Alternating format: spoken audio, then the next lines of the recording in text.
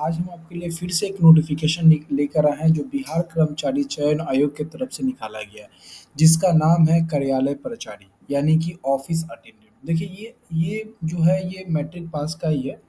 और आज हम इस वीडियो में बात करने वाले हैं कि आपको क्या-क्या डॉक्यूमेंट्स लगेंगे और कितने सारे पोस्ट निकाले गए हैं, कितने सारे वैकेंसीज़ निकाले गए हैं और कौन-कौन से डिपार्टमेंट में कितने सारे पोस्ट हैं, ठीक है? और साथ ही साथ इसका जो अंतिम तिथि या फिर जो प्रारंभिक तिथि जो है वो क्या है?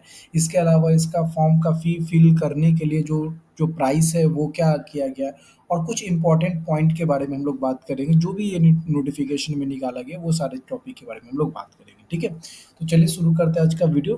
तो सबसे पहले जैसे कि आप देख पा रहे हैं कि ऑनलाइन आवेदन प्रारंभ होने की तिथि जो है वो हमारा 25 अगस्त से स्टार्ट हो चुका है और अंतिम तिथि जो है वो 26 सितंबर को लास्ट तिथि इसका है। तो ठीक है, ये चीज़ हम लोग यहाँ से समझ में आ गया। वेतन जो इसको मिलेगा वो वेतन क्या है, लेवल 1 का इसको वेतन मिलेगा, ठीक है? और आपको जो भी है वेतन जो है वेतन लेवल 1 का आपको वेतन मिलेगा, तो कुछ ज़्यादा खास नहीं है लेकिन ठीक है, चलिए सही है। अब देखिए न्यूनतम शैक्षणिक योग्यता की अगर हम बात करें तो वैसे कैंडिडेट जो मैट्रिक अथवा किसी समकक्ष परीक्षा में उत्तीर्णीय हैं है उस चाहे वो क्या है विभागवार या कार्यालयवार रिक्ति पदों के कोटिवार विवरण जो है नीचे दिया गया, ठीक है? यानी ये कह रहा है कि जो भी ऐसे कैंडिडेट जो मैट्रिक क्वालिफाई हैं, वो इस फॉर्म को फिल करने के लिए मतलब कि एलिजिबल है, ठीक है? अब जो नोटिफ़िकेशन निकाला गया है, इसमें जो है वो आपका सिर्फ़ एक ही पोस्ट है, यानी कि पद का जो नाम है वो एक ही है जिसका नाम है ऑफ़िस अटेंडेंट नाम है। और इसमें कार्यालय परिचारी जिसको बोलते हैं हम लोग हिंदी में। लेकिन डिपार्टमेंट की बात करें तो डिपार्टमेंट अलग-अलग डिपार्टमेंट जैसे कि आप यहाँ पे देखिए यहाँ पे निदेशालय नियोजन एवं प्रशिक्षण, ठीक है? इसको हाइलाइट कर देते हैं। प्रशिक्षण पक्ष श्रम संसाधन विभाग बिहार पटना में ये निकाला गया, ठीक है? जिसमें टोटल जो पोस्ट है हमारा 203 है। वहीं बात करें जो नेक्स्ट जो है हमारा जो है डिपार्टमेंट वो ये है कि श्रम संसाधन विभाग श्रम पक्ष क्षेत्रीय कार्यालय के लिए निकाला गया है, ठीक है? ये क्षेत्रीय कार्यालय के लिए निकाला गया जिसमें 52 टोटल सीट है। अब अलग-अलग कास्ट के लिए अलग-अलग सीट इसमें निर्धारित किया गया है। ठीक इसी तरीके से हमारा जो है आपका योजना एवं विकास विभाग में भी है, ठीक है? तो आप देख सकते हैं कि हर डिपार्टमेंट में यहाँ पे जो है हर डिपार्टमेंट के लिए आपका अलग-अलग पोस्ट निकाला गया है, ठीक है? तो हम जो है एक अगर हर डिपार्टमेंट के बारे में बताएँगे तो वीडियो काफ़ी लंबा हो जाएगा। तो इसलिए हम जो ज़्यादा जिस डिपार्टमेंट में ज़्यादा सीट निकाला गया उसके बारे में बात करेंगे, ठीक है? तो देखिए, सबसे ज़्यादा जो सीट निकाला गया वो डिपार्टमेंट का नाम है पशु एवं मत्स्य संसाधन, यानी कि हम लोग इसको क्या बोलते हैं हम लोग पशुपालन निदेशालय बोलते हैं, ठीक है ना? बिहार पटना में है ये आपका ऑफ़िस। और इसमें जो टोटल सीट निकाला गया है 1138 सीट निकाला गया है, जो अपने आप में काफ़ी बड़ा है। जनरल के लिए 562 है और ओबीसी के लिए 228 है और 206 जो हमारा है वो किसके लिए? अनुसूचित जनजाति के लिए, ठीक है? तो काफ़ी अच्छा सीट है इसमें। वहीं अगर हम बात करें जो भवन निर्माण विभाग जो है, भवन निर्माण विभाग बिहार पटना में जो है वो टोटल 500 सीट निकाला गया, जिसमें जनरल के लिए 200 सीट है और ओबीसी के लिए 90 सीट है, ठीक है? तो ये भी अच्छा खासा सीट है और बाकी सब डिपार्टमेंट में देख लीजिए जैसे नगर विकास एवं आवास विभाग बिहार पटना में जो है वो 10 निकाला गया है। इसी तरीके से 26 है, 5 है, 4 है, 12 है, तो काफ़ी अगर एक-एक को डिफाइन करते रहें तो काफ़ी ज़्यादा लग जाएगा। सहकारिता विभाग बिहार पटना में अगर देखें तो 79 निकाला गया, यहाँ पे देख सकते हैं आप 79 निकाला गया, अलग-अलग कास्ट के लिए अलग-अलग सीटें हैं, ठीक है? और पटना के अलावा जो है वो आपका भागलपुर में भी निकाला गया, देख सकते हैं यहाँ पे भागलपुर में 111 जो सीट है टोटल अवेलेबल है, जिसमें जनरल के लिए हमारा क्या है 45 और ओबीसी के लिए 20 है, ठीक है? मुजफ्फरपुर में भी निकाला गया जिसमें हमारा क्या है टोटल जो है हमारा 100 सीट है, ठीक है? टोटल 100 सीट है और ओबीसी के लिए 34 है और जनरल के लिए 24 है। अरवल डिस्ट्रिक्ट के लिए भी 22 निकाला गया है, कटिहार के लिए 58 निकाला गया है, नालंदा के लिए 57 निकाला गया है, रोहतास के लिए हमारा 40 सीट निकाला गया है, खगड़िया के लिए 35 है, किशनगंज के लिए 24 है, बक्सर के लिए 23 है, पटना के लिए 221 है, ठीक है ना? अब भोजपुर के लिए हमारा 51 है और बेगूसराय के लिए जो हमारा 108 है। तो अलग-अलग जो भागलपुर के लिए फिर से 9 है, तो अलग-अलग डिपार्टमेंट और अलग-अलग डिस्ट्रिक्ट के लिए अलग-अलग जो है वो वैकेंसीज़ है, ठीक है? यहाँ तक हम लोग समझ में आ गया। अब देखिए जो कुल पदों की जो संख्या है जिसमें जनरल की जो संख्या है वो हमारा 1700 है, ठीक है? अनुसूचित जनजाति और अनुसूचित जाति के लिए जो 564 और 47 है।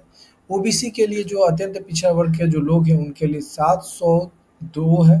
वहीं अगर हम लोग बात करें टोटल जो है वो 3727 टोटल सीट है, जिसमें 35% जो है वो महिलाओं को दिया जाएगा। तो वो बन गया आपका 1216 सीट जो है वो महिलाओं के लिए रिजर्व है, ठीक है। तो ये समझ में आ गया हम लोग की बात। ये जो आपका नोट में जो बात कर रहा है वो यही कर रहा है कि जो भी ऑफिस अटेंडेंट का जो आपका निकाला गया है, जिसमें 3727 पदों का विज्ञापन प्रकाशित किया गया है, उसमें से 35% जो आरक्षण जो है वो महिलाओं के लिए दिया जाएगा, यानी कि कुल आपका 1216 पद जो होगा वो महिलाओं के लिए फिक्स है, मतलब कि रिजर्व है। बाहर अब इसमें क्या कर रहा है कि वैसे लोग जो मूल निवासी जो है वो मूल निवासी हो कहाँ के, तो बिहार के हो, वो इसके लिए एलिजिबल है, ठीक है। मूल निवासी राज्य के मूल निवासी महिला अभ्यर्थी को 35% क्षैतिज आरक्षण की अनुमान है। तो जो भी बिहार से जो भी बिलोंग करती है महिलाएं, उनके लिए 35% का रिजर्व है। और जो बाहर के है उसको उनको वो चीज़ें नहीं मिलेगा। तो ये पॉइंट ये बोला रहा था। जो नोट 4 में क्या बोल रहा है कि उपरोक्त सभी रिक्तियां औपबंधिक है जो घट बढ़ सकती है, यानी कि ये कोई फिक्स नहीं है। आपका जो रिक्तियां है वो घट भी सकते हैं और बढ़ भी सकते हैं। तो ये याद रखिएगा, जब भी जितना नोटिफिकेशन निकाला जाता है ना, तो बढ़ता ही है, वो घटता नहीं है। तो 3727 पद पोस्ट में से वो बढ़ेगा ही, घटेगा नहीं, ठीक है।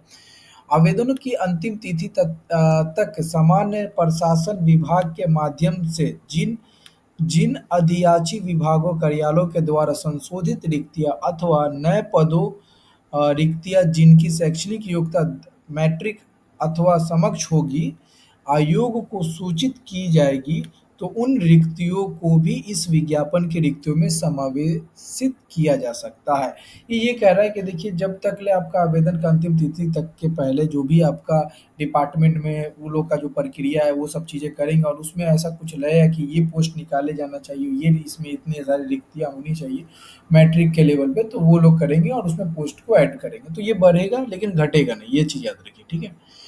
अब देखिए, न्यूनतम शैक्षणिक योग्यता जैसा कि हम आपको पहले बता दिए थे कि ऑनलाइन आवेदन समर्पित करने की अंतिम तिथि तक अभ्यर्थियों को मान्यता प्राप्त बोर्ड या संस्थान से दक्षक मैट्रिक अथवा किसी मान्यता प्राप्त समकक्ष परीक्षा में उत्तीर्ण होना अनिवार्य है। यानी सिंपल भाषा में बोले तो वैसे कैंडिडेट जो 10th क्वालिफाई किए हैं वो इस फॉर्म को फिल कर सकते हैं, ठीक है। अगर हम बात करें उम्र सीमा की बात करें, तो वैसे अभ्यर्थी की उम्र सीमा की गणना 1 अगस्त के आधार पर की जाएगी। कार्मिक एवं प्रशासनिक सुधार विभाग वर्तमान में सामान्य प्रशासन विभाग के संकल्प संख्या इतना कि इतना, यानी कि आपका जो उम्र जो है वो मिनिमम जो होना चाहिए वो 18 वर्ष का होना चाहिए। और ये काउंट कब किया जाएगा, तो 8 अगस्त से काउंट किया जाएगा, ठीक है। और मैक्सिमम की अगर हम लोग बात करें तो देखिए, अगर कोई कैंडिडेट जनरल पुरुष है तो उसके लिए बताया गया है कि भैया 37 वर्ष होना चाहिए। अगर ऐसा कैंडिडेट जो पिछड़ा वर्ग से और अत्यंत पिछड़ा वर्ग, या तो पिछड़ा वर्ग से बिलोंग करता हो या फिर अत्यंत पिछड़ा से बिलोंग करता हो, या वो पुरुष हो या फिर वो महिला हो, तो उनके लिए मैक्सिमम जो एज है वो 40 वर्ष का रखा गया। और जो अनडिजर्व जो महिलाएं हैं उनके लिए हमारा भी 40 वर्ष के लिए किया गया, ठीक है। और जो हमारे अनुसूचित जाति, अनुसूचित जनजाति के महिलाएं और पुरुष है, यानी कि एससी एसटी के जो भी महिला और पुरुष है, उनके लिए 42 वर्ष का अधिकतम वर्ष रखा गया है। सभी कोटि के दिव्यांग अभ्यर्थियों के लिए जो 10 वर्ष की छूट दी गई है, तो ये भी आपको ध्यान में रखना है कि चाहे वो एससी एसटी के हो या जनरल के हो, अगर वो दिव्यांग अभ्यर्थी है तो उनको 10 वर्ष की छूट दी जाएगी, ठीक है। तो ये हो गया हमारा। इसके अलावा जो है वो आपका कुछ इम्पोर्टेंट चीज़ें, जन्म तिथि मान्यता जो भी होगा वो ये बता रहा है, ठीक है। कुछ इम्पोर्टेंट टॉपिक के बारे में हम लोग देखेंगे यहाँ पे, और बाकी हाँ, यहाँ पे ये क्या करा, उक्त परीक्षा के लिए ऑनलाइन आवेदन पत्र भरने वाले अभ्यर्थियों को अपने जाति के अनुरूप आरक्षण कोटि को सही सही एवं स्पष्ट रूप से उद्धृत करना अनिवार्य। जैसे कि आपको ये बताना चाह रहा है कि अगर आप ओबीसी कैंडिडेट से बिलोंग करते हैं तो आपको ओबीसी सही सही वहाँ पे टिक करना, ऐसा नहीं कि आप जो है जनरल से और ओबीसी सेलेक्ट कर लें, तो बाद में फिर आपके लिए दिक्कत होगा। इसलिए बोला सही सही आपको इन्फॉर्मेशन देना होगा during the online form, online जब अप्लाई करें तब उसे। अब परीक्षा की प्रकृति की बात कर लेते हैं, यानी परीक्षा का पैटर्न क्या होगा। तो परीक्षा का जो पैटर्न होगा वो वस्तुनिष्ठ होने वाला है। वस्तुनिष्ठ का मतलब क्या है यहाँ पे, वस्तुनिष्ठ का मतलब यहाँ पे ये कहने का मतलब है कि आपका जो क्वेश्चंस लेवल होगा वो एमसीक्यू लेवल का होगा, ठीक है। इसके अलावा अगर हम लोग बात बात करें बिहार कर्मचारी चयन आयोग परीक्षा संचालित नियमावली जो है 2010 के अकॉर्डिंग ये सब बता रहा है कि 40 से अगर कम फॉर्म भराएगा तो फिर वो प्रारंभिक परीक्षा मतलब कि नहीं ली जाएगी, अगर 40 से ज़्यादा होगा तो फिर वो प्रारंभिक परीक्षा ली जाएगी और बहुत ज़्यादा अगर फॉर्म भराएगा तो फिर क्या होगा कि प्रारंभिक परीक्षा के साथ-साथ जो है अधिक चरणों की मतलब कि एक से ज़्यादा जो है वो प्रोसेस की हो सकता है, सिलेक्शन प्रोसेस हो सकता है, वो यही बात बोल रहा है, ठीक है यहाँ पे? ठीक है? तो ये बात की बात है लिखित परीक्षा जो भी हमारा हो जाए वो एमसीक्यू होगी। लिखित परीक्षा के माध्यम से कोटिवार जो भी होगा तो 5 गुना ज़्यादा आपको रिज़ल्ट दिया जाएगा, ठीक है? जो भी लिखित परीक्षा होगा उससे 5 गुना ज़्यादा आपको रिज़ल्ट दिया जाएगा। ये बात ये बोल रहा है। ये कॉमन बात है, ये नॉर्मली हर एग्ज़ाम के नोटिफ़िकेशंस में रहता है तो इसमें ज़्यादा नहीं। अब आते हैं हम लोग लिखित परीक्षा की बात करते हैं। देखिए लिखित परीक्षा जो होने वाला है, जिसमें हमारे अंक गणित होंगे, सामान्य अंक गणित होंगे जो 30 मार्क्स के पूछे जाएँगे। अब इसका सिलेबस क्या होगा? तो जो लघुत्तम समयावर्त जो होता है यानी कि एलसीएम जो होता है, महत्तम समयावर्तक जो होता है वो हमारा एचसीएफ होता है, उससे रिलेटेड क्वेश्चन पूछे जा सकते हैं। या फिर वास्तविक संख्या हो गया, परिमेय संख्या हो गया, अपरिमेय संख्या हो गया, इसके अलावा हमारा पूर्णांक संख्या हो गया, वर्गमूल हो गया, घनमूल हो गए, प्रतिशत हो गया, लाभ-हानि हो गया, बट्टा हो गया, बिक्री कर हो गया, साधारण ब्याज, चक्रवृद्धि ब्याज, समय, दूरी, डिस्टेंस यानी जो भी हो गया, समानुपाती एवं प्रतिलोम समानुपाती से रिलेटेड ये सारे सिलेबस है जो 10th से 9th-10th का ही सिलेबस है और इसमें आपको 30 अंक का क्वेश्चन पूछे जाएँगे तो ज़्यादा टफ क्वेश्चन है, ठीक है? दूसरी बात करें सामान्य ज्ञान की अगर हम लोग बात करें तो सामान्य ज्ञान में से 40 क्वेश्चन पूछे जाएँगे। अब वो सिलेबस क्या होगा सामान्य ज्ञान का? तो पहला हो सकता है आपका यूनिट पहला में होगा संसाधन एवं उसके प्रकार, वन एवं अन्य जीवन संसाधन, जल संसाधन, कृषि एवं फसलें, खनिज एवं ऊर्जा संसाधन, अ, विनिर्माण उद्योग, राष्ट्रीय अर्थव्यवस्था, मानचित्र अध्ययन, ये सब जो होने वाले हैं वो यूनिट 1 में होंगे। यूनिट 2 में जो होगा संघवाद, भारत की संघीय व्यवस्था, केंद्र राज्य संबंध, भारत की भाषा, लोकतंत्र एवं विविधता, ये सारे से रिलेटेड क्वेश्चंस पूछे जाएँगे और इसके अलावा धार्मिक विविधता और राजनीतिक दल से भी क्वेश्चंस पूछे जा सकते हैं। मुद्रा से भी क्वेश्चंस होंगे, मुद्रा और साख जो होता है वैश्वीकरण यानी ये अगर आप थोड़ा-सा ध्यान से देखें ना तो ये 9th-10th का ही सारा का सारा जो भूगोल हो गया, आपका एसएसटी हो गया, जो भी हिस्ट्री हो गया है और इकोनॉमिक्स हो गया, उसी से रिलेटेड ही क्वेश्चन है। अब ये इकोनॉमिक्स का है तो देखिए मुद्रा हो गया, साख हो गया, वैश्वीकरण हो गया, इसके अलावा भारतीय अर्थव्यवस्था हो गया, व्यापार हो गया, भूमंडलीकरण हो गया, अर्थव्यवस्था और आजीविका से रिलेटेड क्वेश्चन हो सकते हैं।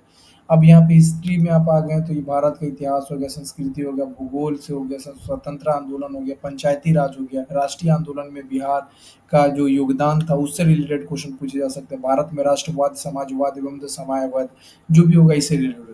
अगर हम साइंस की बात करें तो साइंस में जो हो जाएगा प्रकाश का प्रवर्तन तथा अपवर्तन ये 10th क्लास का है, मानव नेत्र 10th क्लास का तथा नर रंग-बिरंगी संसार 10th क्लास का है, विद्युत विद्युत धारा के चुंबकीय प्रभाव, उसके बाद ऊर्जा का स्रोत, रासायनिक अभिक्रिया एवं समीकरण, अम्ल, क्षारक एवं लवण, धातु एवं कार्बन, अधातु, कार्बन एवं उसका योग, तत्वों की आवृत्ति, जैविक क्रम, जैव का प्रजनन, आनुवंशिकता एवं जैव विकास, हमारा पर्यावरण, प्राकृतिक संसाधनों का प्रवर्धन। तो ये सारे जो है वो हमारे प्रकाश के प्रवर्तन यानी कि सब साइंस से रिलेटेड है और जो समसामयिक जो घटनाएँ होते हैं वो आपसे रिलेटेड करंट अफेयर से रिलेटेड ये सब चीज़ें हो सकती हैं, ठीक है?